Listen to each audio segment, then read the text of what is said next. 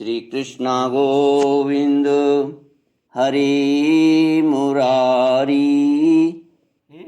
हे नाथ नारायण वासुदेव। श्री कृष्ण गोविंद हरि मुरारी, हे नाथ नारायण वासुदेव। ओम नमो भगवते वासुदेवाय, ओम नमो भगवते वासुदेवाय।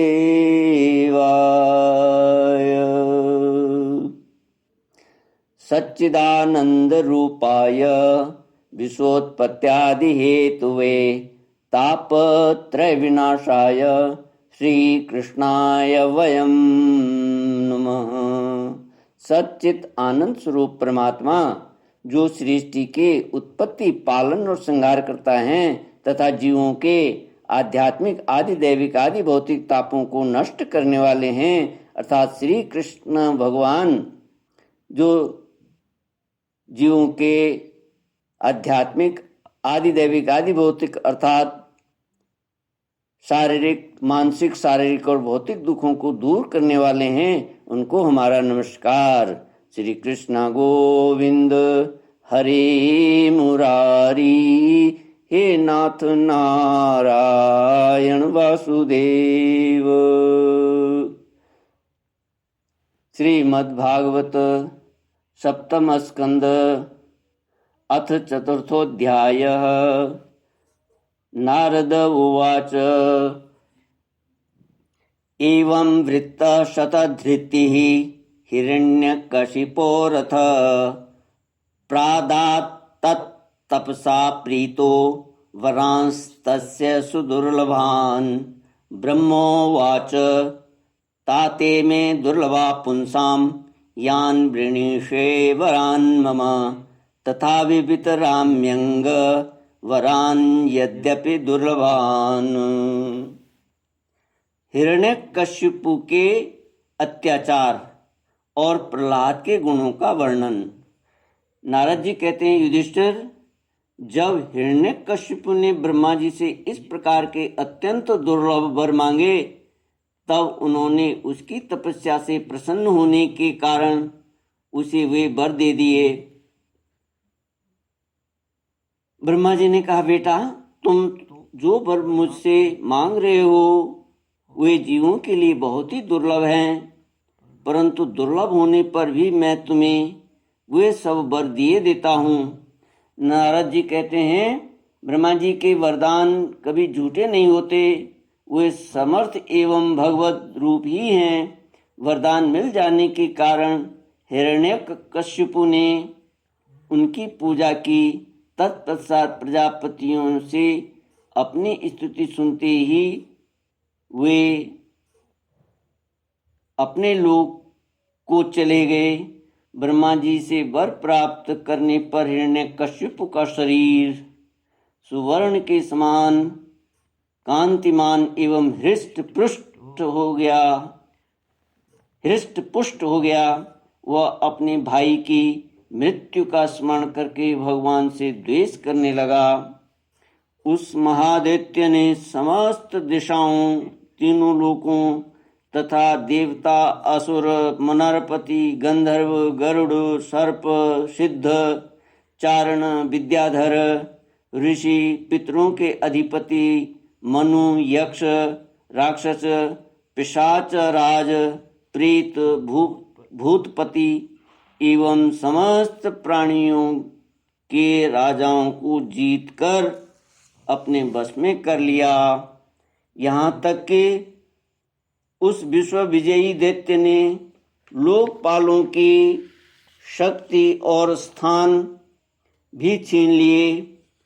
अब वह नंदनवन आदि दिव्य उद्यानों के सौंदर्य से युक्त स्वर्ग में ही रहने लगा था। स्वयं विश्वकर्मा का बनाया हुआ इंद्र का भवन ही उसका निवास स्थान था। उस भवन में तीनों लोकों का सौंदर्य मूर्तिमान होकर निवास करता था। वह सब प्रकार की संपत्तियों से संपन्न था। उस महल में मूंगे की सीढ़ियाँ, पन्ने के गचे, स्फटिक मणि की दीवारें, वैदुर्य मणि के खंभे और माणिक की कुर्सियाँ थीं। रंग बिरंगे चंदोवे तथा दूध के फेन के समान शैयाएं, जिन पर मोतियों की झालरें लगी हुई थीं, शोभायमान हो रही थीं। सर्वांग सुंदरी अप्सराएं अपने नूपुरों से रुनझुन ध्वनि करती हुई रत्नमय भूमि पर इधर उधर टहला करती थी और कहीं कहीं उसमें अपना सुंदर मुख देखने लगती थी। उस महेंद्र के महल में महाबली और महामनस्वी हिरण्यकशिपु सब लोगों को जीतकर सबका एक छत्र सम्राट बनकर बड़ी स्वतंत्रता से विहार करने लगा। उसका शासन इतना कठोर था कि उससे भयभीत होकर देव दानव उसके चरणों की वंदना करते रहते थे। युधिष्ठिर वह उत्कट गंध वाली मदिरा पीकर मत वाला रहा करता था। उसकी आंखें लाल लाल और चढ़ी हुई रहती थीं। उस समय तपस्या, योग, शारीरिक और मानसिक बल का भंडार था। ब्रह्मा, विष्णु और महादेव के सिवा और सभी देवता अपने हाथों से भेंट ले लेकर उसकी सेवा में लगे रहते। जब वह अपने पुरुषार्थ में इंद्रासन पर बैठ गया, तब युधिष्ठिर, विश्वावसु, तुम्बरु तथा हम सभी लोग उसके सामने गान करते थे। गंधर्व, सिद्ध, ऋषिगण, विद्याधर और अप्सराएं बार बार उसकी स्तुति करती थीं। युधिष्ठिर वह इतना तेजस्वी था कि वर्णाश्रम धर्म का पालन करने वाले पुरुष जो बड़ी बड़ी दक्षिणा वाले यज्ञ करते, उनके यज्ञों की आहुति वह स्वयं छीन लेता। पृथ्वी के 7 द्वीपों में उसका अखंड राज्य था। सभी जगह बिना ही जोते बोए धरती से अन्न पैदा होता था।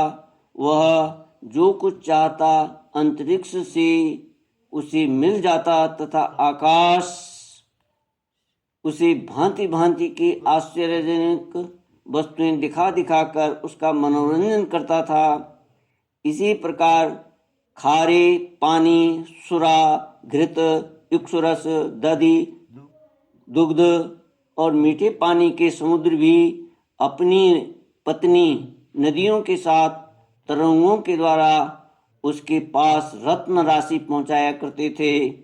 पर्वत अपनी घाटियों के रूप में उसके लिए खेलने का स्थान जुटाते और वृक्ष सब ऋतुओं में फूलते फलते। वह अकेला ही सब लोकपालों के विभिन्न गुणों को धारण करता।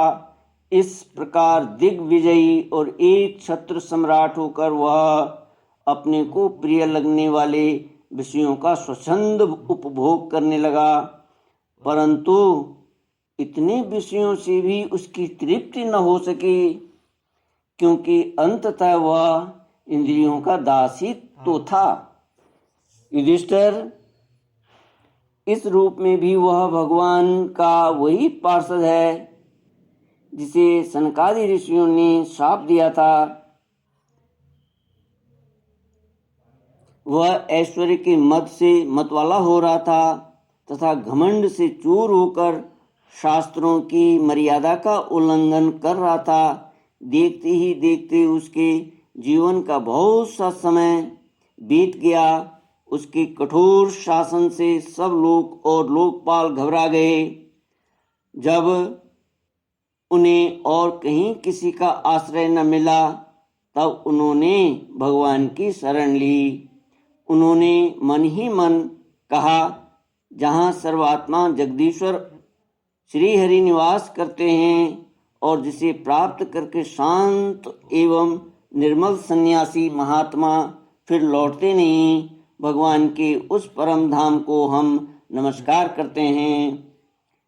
इस भाव से अपनी इंद्रियों का संयम और मन को समाहित करके उन लोगों ने खाना पीना और सोना छोड़ दिया तथा निर्मल हृदय से भगवान की आराधना की। एक दिन उन्हें मेघ के समान गंभीर आकाशवाणी सुनाई पड़ी। उसकी ध्वनि से दिशाएं गूंज उठीं। साधुओं को अभय देने वाली वह वाणी यूं थी, श्रेष्ठ देवताओं, डरो मत, तुम सब लोगों का कल्याण हो। मेरे दर्शन से प्राणियों को परम कल्याण की प्राप्ति हो जाती है। इस नीच दैत्य की दुष्टता का मुझे पहले से ही पता है। मैं इसको मिटा दूंगा। अभी कुछ दिन तक समय की प्रतीक्षा करो। श्री कृष्ण गोविंद हरि मुरारी, हे नाथ नारायण वासुदेव। कोई भी प्राणी जब देवता, वेद, गाय, ब्राह्मण, साधु, धर्म और मुझसे द्वेष करने लगता है तब शीघ्र ही उसका विनाश हो जाता है। जब वह अपने वैरहीन, शांत और महात्मा पुत्र प्रहलाद से द्रोह करेगा, उसका अनिष्ट करना चाहेगा, तब वर के कारण शक्ति संपन्न होने पर भी इसे मैं अवश्य मार डालूंगा। श्री कृष्ण गोविंद हरि मुरारी, हे नाथ नारायण वासुदेव। नारद उवाच इत्युक्ता लोकगुरुणा तं प्रणम्य दिवोकश, न्यवर्तन्त गतोद्वेगा मेनिरे चासुरम हतम। नारद जी कहते हैं, सबके हृदय में ज्ञान का संचार करने वाले भगवान ने जब देवताओं को यह आदेश दिया तब वे उन्हें प्रणाम करके लौट आए। उनका सारा उद्वेग मिट गया और उन्हें ऐसा मालूम होने लगा कि हिरण्यकश्यप मर गया। युधिष्ठिर, दैत्यराज हिरण्यकश्यप के बड़े ही विलक्षण 4 पुत्र थे। उनमें प्रहलाद यूं तो सबसे छोटे थे परंतु गुणों में सबसे बड़े थे। वे बड़े संत सेवी थे, ब्राह्मण भक्त, सौम्य स्वभाव, सत्य प्रतिज्ञ एवं जितेंद्रिय थे तथा समस्त प्राणियों के साथ अपने ही समान समता का बर्ताव करते और सबके एकमात्र प्रिय और सच्चे हितैषी थे। बड़े लोगों के चरणों में सेवक की तरह झुककर रहते थे। गरीबों पर पिता के समान स्नेह रखते थे। बराबरी वालों से भाई के समान प्रेम करते और गुरुजनों में भगवत भाव रखते थे। विद्या, धन, सौंदर्य और कुलीनता से संपन्न होने पर भी घमंड और हेकड़ी उन्हें छू तक नहीं गई थी। बड़े बड़े दुखों में भी वे तनिक भी घबराते न थे। लोक परलोक के विषयों को उन्होंने देखा सुना तो बहुत था परंतु वे उन्हें निस्सार और असत्य समझते थे। इसलिए उनके मन में किसी भी वस्तु की लालसा न थी। इंद्रिय, प्राण, शरीर और मन उनके बस में थे। उनके चित्त में कभी किसी प्रकार की कामना नहीं उठती थी। जन्म से असुर होने पर भी उनमें आसुरी संपत्ति का लेश भी नहीं था। जैसे भगवान के गुण अनंत हैं वैसे ही प्रहलाद के श्रेष्ठ गुणों की भी कोई सीमा नहीं है। महात्मा लोग सदा से उनका वर्णन करते और उन्हें अपनाते आए हैं, तथापि वे आज भी ज्यों के त्यों बने हुए हैं। युधिष्ठिर, यूं तो देवता उनके शत्रु हैं परंतु फिर भी भक्तों का चरित्र सुनने के लिए जब उन लोगों की सभा होती है तब वे दूसरे भक्तों को प्रहलाद के समान कहकर उनका सम्मान करते हैं। फिर आप जैसे अजात शत्रु भगवत भक्त उनका आदर करेंगे, इसमें तो कोई संदेह ही क्या है। उनकी महिमा का वर्णन करने के लिए अगणित गुणों के कहने सुनने की आवश्यकता नहीं, केवल एक ही गुण भगवान श्री कृष्ण के चरणों में स्वाभाविक जन्मजात प्रेम उनकी महिमा को प्रकट करने के लिए पर्याप्त है। युधिष्ठिर प्रहलाद बचपन में ही खेल कूद छोड़कर भगवान के ध्यान में जड़वत तन्मय हो जाया करते। भगवान श्री कृष्ण के अनुग्रह रूप ग्रह ने उनके हृदय को इस प्रकार खींच लिया था कि उन्हें जगत की कुछ शुद्ध बुद्धि न रहती। उन्हें ऐसा जान पड़ता कि भगवान मुझे अपनी गोद में लेकर आलिंगन कर रहे हैं, इसलिए उन्हें सोते बैठते खाते पीते चलते फिरते और बातचीत करते समय भी इन बातों का ध्यान बिल्कुल न रहता। कभी कभी भगवान मुझे छोड़कर चले गए, इस भावना में उनका हृदय इतना डूब जाता कि वे जोर जोर से रोने लगते। कभी मन ही मन उन्हें अपने सामने पाकर आनंदोद्रेक से ठठाकर हंसने लगते। कभी उनके ध्यान के मधुर आनंद का अनुभव करके जोर से गाने लगते। वे कभी उत्सुक हो बेसुरा चिल्ला पड़ते। कभी कभी लोक लज्जा का त्याग करके प्रेम में छक कर नाचने भी लगते थे। कभी कभी उनकी लीला के चिंतन में इतने तल्लीन हो जाते कि उन्हें अपनी याद ही न रहती, उन्हीं का अनुकरण करने लगते। कभी भीतर ही भीतर भगवान का कोमल संस्पर्श अनुभव करके आनंद में मग्न हो जाते और चुपचाप शांत होकर बैठे रहते। उस समय उनका रोम रोम पुलकित होता, अध खुले नेत्र अविचल प्रेम और आनंद के आंसुओं से भरे रहते। भगवान श्री कृष्ण के चरण कमलों की यह भक्ति अकिंचन भगवत प्रेमी महात्माओं के संग से ही प्राप्त होती है। इसके द्वारा वे स्वयं तो परमानंद में मग्न रहते ही थे। जिन बेचारों का मन कुसंग के कारण अत्यंत दीनहीन हो रहा था, उन्हें ही बार बार शांति प्रदान करते थे। युधिष्ठिर प्रहलाद भगवान के परम प्रेमी भक्त, परम भाग्यवान और ऊंची कोटि के महात्मा थे।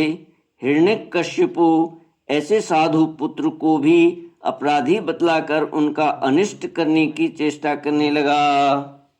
युधिष्ठिर ने पूछा, नारद जी, आपका व्रत अखंड है, अब हम आपसे यह जानना चाहते हैं कि हिरण्यकशिपु ने पिता होकर भी ऐसे शुद्ध हृदय महात्मा पुत्र से द्रोह क्यों किया। पिता तो स्वभाव से ही अपने पुत्रों से प्रेम करते हैं। यदि पुत्र कोई उल्टा काम करता है तो वे उसे शिक्षा देने के लिए ही डांटते हैं, शत्रु की तरह वैर विरोध तो नहीं करते। फिर प्रहलाद जी जैसे अनुकूल शुद्ध हृदय एवं गुरुजनों में भगवत भाव करने वाले पुत्र से भला कोई द्वेष कर ही कैसे सकता है। नारद जी, आप सब कुछ जानते हैं। हमें यह जानकर बड़ा कौतूहल हो रहा है कि पिता ने द्वेष के कारण पुत्र को मार डालना चाहा। आप कृपा करके मेरा यह कुतूहल शांत कीजिए। श्री कृष्ण गोविंद हरे मुरारी, हे नाथ नारायण वासुदेव। ओम पूर्णमद पूर्णमिदं पूर्णात् पूर्णमुदच्यते पूर्णस्य पूर्णमादाय पूर्णमेवावशिष्यते। ओम शांति शांति शांति। इति श्रीमद्भागवते महापुराणे पारमहंस्यां संहितायां सप्तमस्कन्धे प्रहराद चरिते चतुर्थोऽध्यायः। ओम शांति शांति शांति। हरि ओम। श्री गुरुभ्यो नमः। हरि ओम।